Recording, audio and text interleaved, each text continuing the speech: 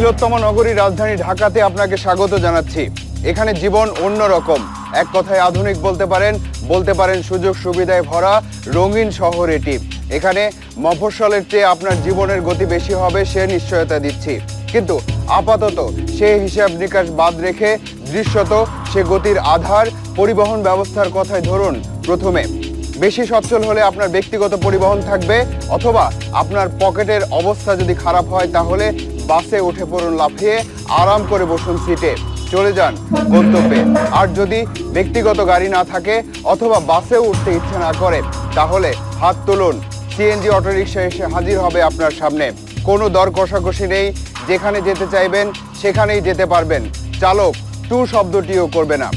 এতক্ষণ আপনাদের যা বললাম তা যদি বিশ্বাস না হয় তাহলে কি হয় সেটা দেখুন।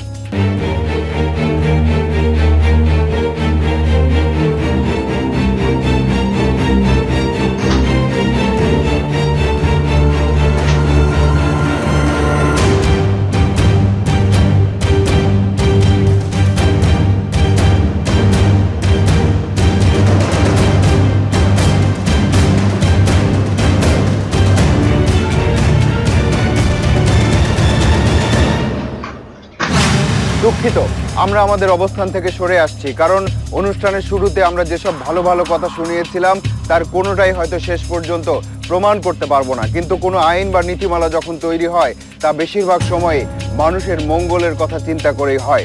সমস্যা হয় বাস্তবায়ন বা মেনে চলার পর্যায়ে গিয়ে, সেখানে থাকে না কোনো নিয়ন্ত্রণ, শুরু হয় নানা ধরনের স্বেচ্ছাচারিতা। তার শিকার হই আপনি, আমি, আমরা সবাই। সিএনজি অটোরিকশা সংক্রান্ত যেসব ভালো ভালো কথা আপনাদের শুনিয়েছিলাম তার বিপরীতে বাস্তব চিত্র কি, চলুন এবার সেটা দেখে আসি। যোগাযোগ মন্ত্রণালয়ের সিএনজি অটোরিকশা সার্ভিস নীতিমালা 2007-এ বলা আছে, সরকার নির্ধারিত রুটে যে কোনো দূরত্বে এই পরিবহনের চালক যেতে বাধ্য থাকবে। রাজধানীর বসুন্ধরা সিটি শপিং মল এলাকা, এখান থেকে হাত বাড়ালে বাসের মতো গণপরিবহন পাওয়া না গেলেও 3 চাকার সিএনজি অটোরিকশা পেতে পারেন। এখান থেকে উত্তরার জসিমউদ্দিন রোডে যাবার জন্য বেশ কিছুক্ষণ ধরে সিএনজি অটোরিকশা খুঁজছেন রঞ্জিত, কিন্তু সেখানে যেতে রাজি হচ্ছে না কোনো চালক।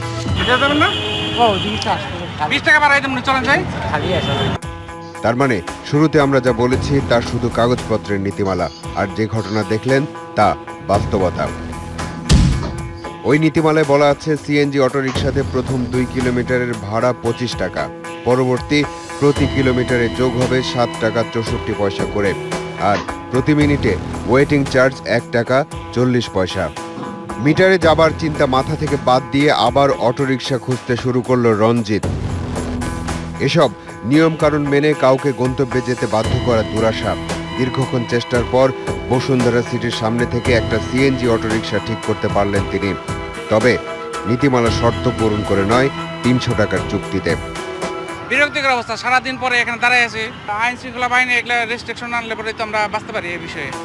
একদিন পর রাজধানীর মিরপুর 1 নম্বর কলেজ ছাত্র ইমতিয়াজ আগারগাঁওয়ের আইডিপি ভবনে যাবার জন্য বাসের অপেক্ষায়, কিন্তু সময় কম, তাই বিকল্প বাহন হিসেবে অটোরিকশা খোঁজ করতে শুরু করলো ইমতিয়াজ। ওই সিএনজি যাবে আইডিপি ভবন কত? কেন মিটারে যাবেন? আবার বেশি রাখবেন কেন? মিটারে যা আছে তাই যাবেন।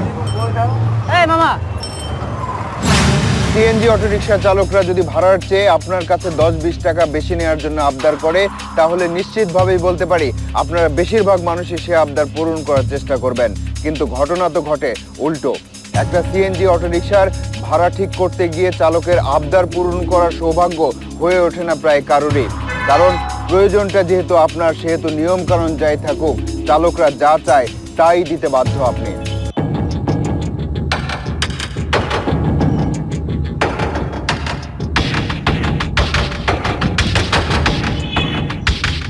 রাস্তায় নাইমেই মিজাজ খারাপ করতে হয়, কারো না কারোর সাথে ঝগড়া করতে হয়, বিশেষ করে দুজনের সাথে।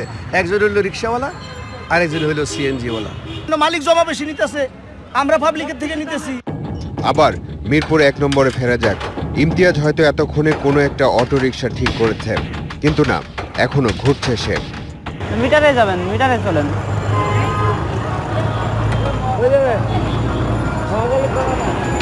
সময় না থাকায় ইমতিয়াজ আইডিবি ভবনের পরিবর্তে এবার মহাখালী যেতে চাইল। ভাগ্য সুপ্রসন্ন, অটোরিকশা পাওয়া গেল। তবে চালকের কথাই চূড়ান্ত 200 টাকা। 200 টাকা, আচ্ছা চলেন। অটোরিকশাটি মহাখালী যাচ্ছে, পেছনে যাচ্ছে তালাশ টিম। ইমতিয়াজের শরীরে কথা রেকর্ডের যন্ত্র লাগানো আছে। চালকের সাথে তার কথোপকথনও কিছুটা শোনা যাচ্ছে।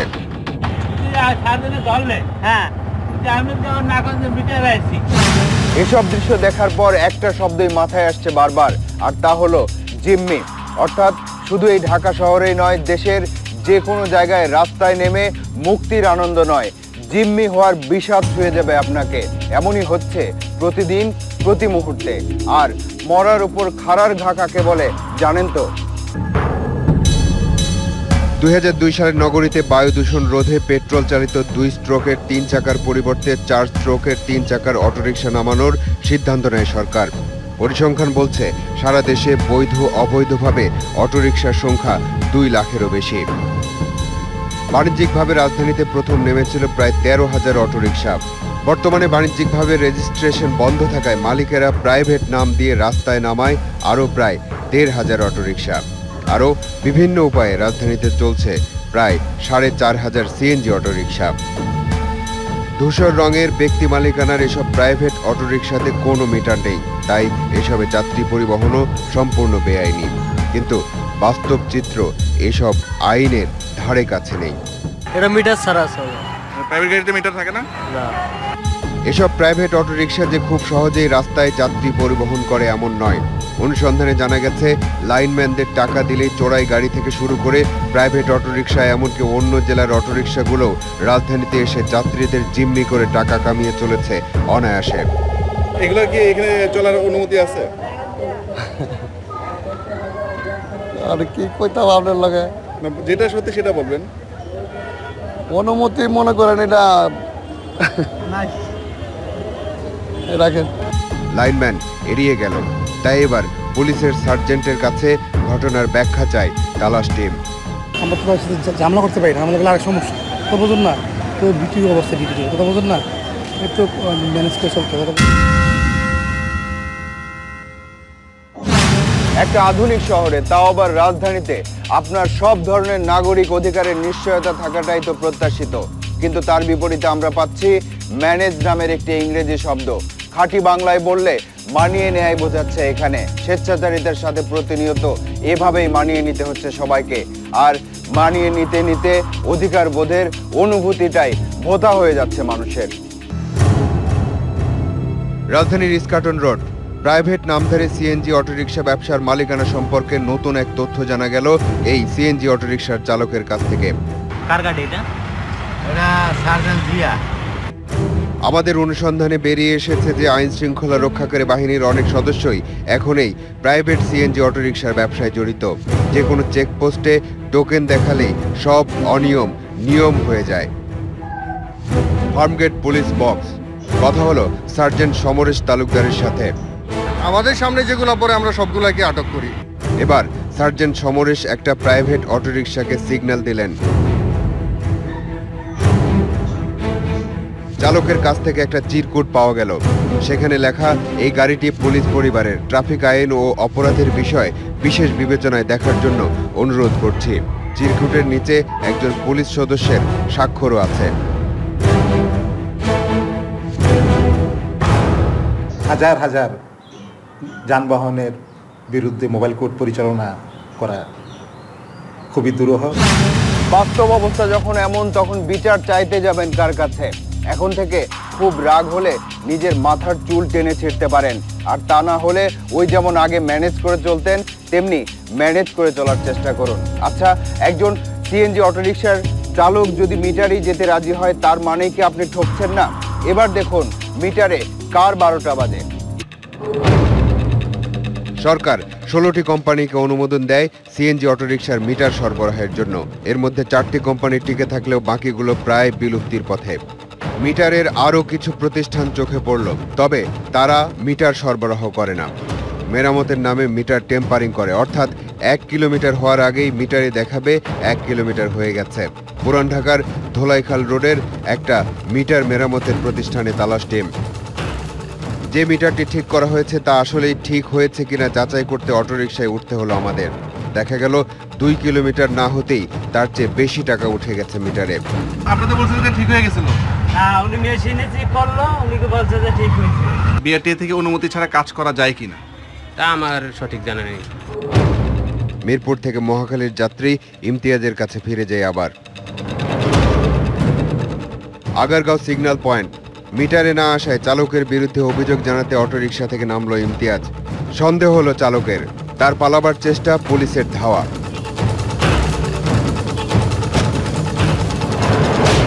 সে মিটার আসে নাই, চুক্তি করছে, আমরা আইনানুগ ব্যবস্থা গাড়ি রেকারিং হবে। তবে আইন কানুন যে সব সময় এমন কঠোর তা কিন্তু নয়, কারণ সর্ষের মধ্যে অনেকগুলো ভূত আছে। সার্জেনের 1200 টাকা দিয়ে সার্জেনের টাকা দিয়ে তার ছাড়াই আনছে। আজকে আমরা না থাকলে কি আপনি পারতেন? আপনারা না থাকলে পারতাম। সিএনজি অটোরিকশা পরিবহন সেবা নামের এই প্রতিদিনের চলচ্চিত্রে বিরতির আগ পর্যন্ত আপনারা যেসব দৃশ্য দেখলেন তাতে মনে হচ্ছে চালকরা এর একমাত্র ভিলেন বা নেতিবাচক চরিত্র, কিন্তু বাকি চরিত্রগুলোর কার্যকলাপ এখনো শুরু হয়নি। 4 মিনিট সময় দিন, বাকিদের নিয়ে ফিরছি।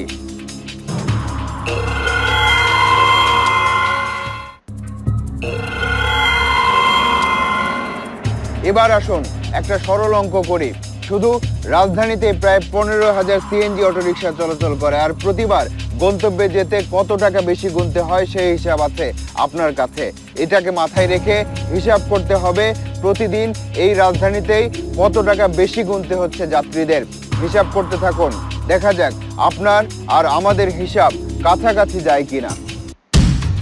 সিএনজি অটোরিকশা প্রায় 15,000। প্রতিটি সিএনজি অটোরিকশা দিনে কমপক্ষে 15 বার ট্রিপ মারতে পারে।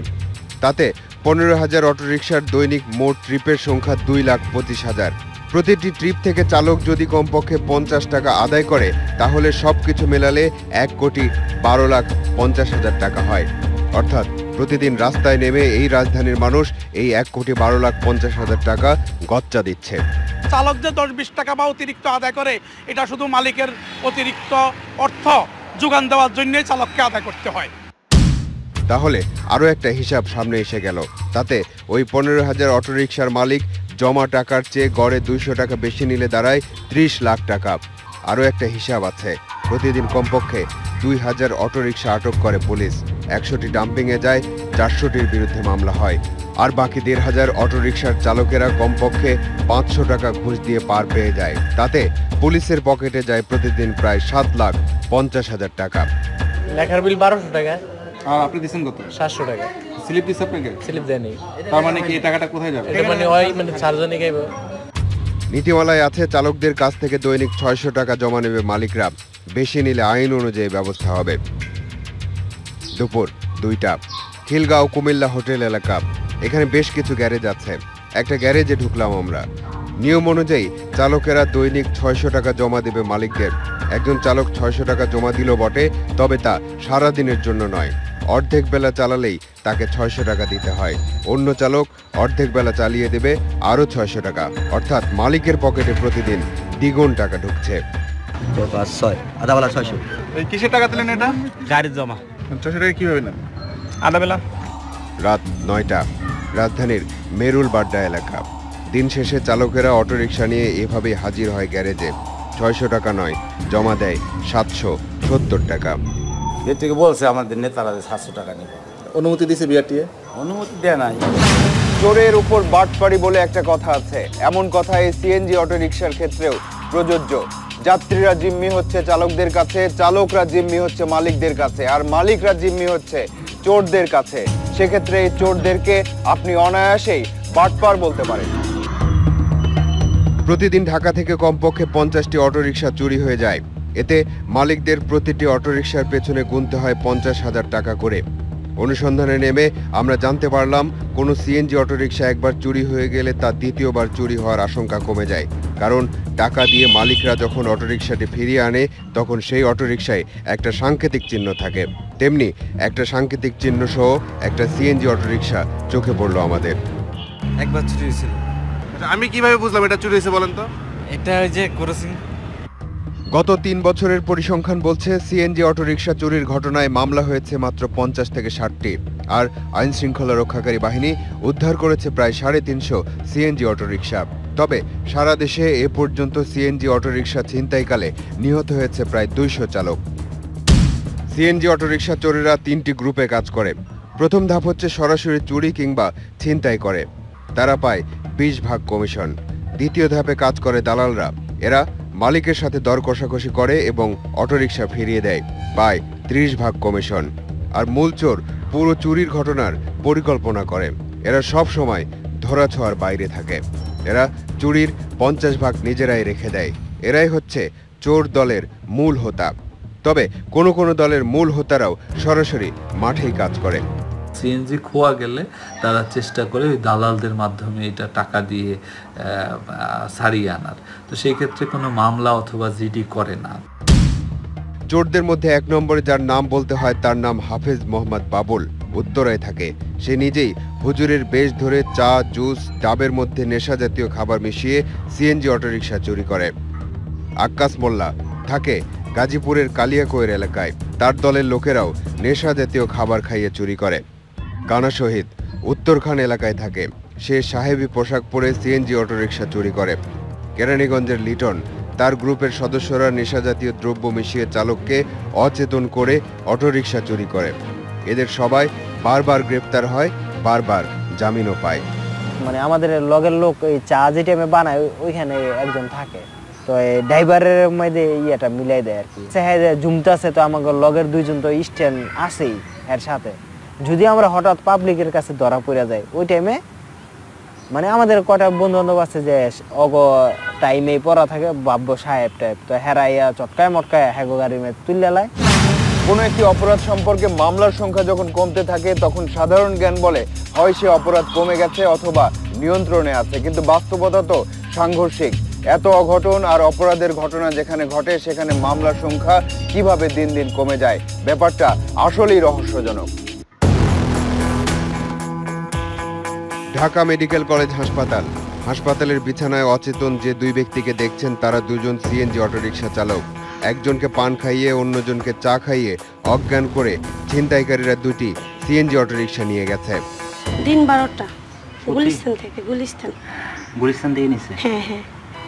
একদিন পর পুরান ঢাকার জুরাইন এলাকা, হঠাৎ সেখানে হাজির চালক রফিক, যাকে গত রাতে হাসপাতালে দেখা গিয়েছিল। এটা কি আপনার গাড়ি? চিনতে পারতেছেন? হ্যাঁ। মনে হচ্ছে সিএনজি চুরি হওয়া আর উদ্ধার করা কোনোটাতেই বেশি সময় লাগে না। সিএনজি অটোরিকশা চুরি হচ্ছে, টাকা দিয়ে উদ্ধার হচ্ছে, কিন্তু মামলা হচ্ছে না কেন? আপনার সাথে কে আছে বা কোথায় আছে, কীভাবে যাচ্ছেন সে তারা ফলো করে ফেলে, তাদের লোক থাকে বিভিন্ন পয়েন্টে। এই জন্য প্রশাসন নিয়ে গেলে কোনো প্রশাসনিক কোনো আমরা সহযোগিতা নিতে ভয় পাই, এই জন্য মামলার সংখ্যা কম। মালিক জমার টাকা বেশি নিচ্ছে, পুলিশ রাস্তায় ঘুষ নিচ্ছে, চোরেরা মালিকদের জিম্মি করে রাখছে, এমন অনেক কথাই বলা সম্ভব। কিন্তু মূল কথা হচ্ছে আসলে সব টাকার বোঝাই শেষ পর্যন্ত গিয়ে চাপছে সাধারণ যাত্রীদের কাঁধে। এমন সিদ্ধান্তে আমরা যখন পৌঁছেছি ঠিক তখনই একজন সিএনজি অটোরিকশার চোরের সন্ধান পাওয়া গেল। তার কাছে যে তথ্য পাওয়া গেল তা আমরা আগে কল্পনাই করিনি।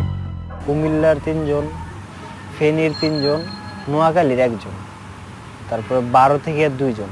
12 থেকে গাড়িটা আসতে আছে, এই গাড়িটা নিচে একটা ইয়া রেখে দেয়, কোন জায়গায় আছে এই জায়গার নাম এমনি উঠে যাইব। হ্যার লগের ল্যাপটপ আছে, হ্যান্ন থেকে সব করে দিবে। এসব বিষয় সাধারণ জ্ঞানের পর্যায়ে পড়ে না, আর সাধারণ জ্ঞানের পর্যায়ে পড়ে না জন্যই হয়তো তালাশ টিমকে অনুসন্ধান করে বের করতে হয়েছে এমন তথ্য। তবে আমরা মনে করি প্রশাসনের হাতে নিশ্চয় এমন কোনো উপায় আছে যাতে করে তারা সাধারণ মানুষকে এমন জিম্মি অবস্থা থেকে মুক্ত করতে পারে।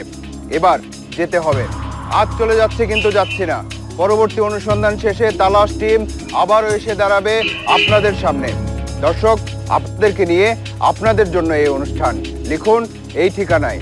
প্রযোজক তালাশ, ইন্ডিপেন্ডেন্ট টেলিভিশন, 149 150 তেজগাঁও শিল্প এলাকা, ঢাকা 1208। ইমেইল করতে পারেন তালাশ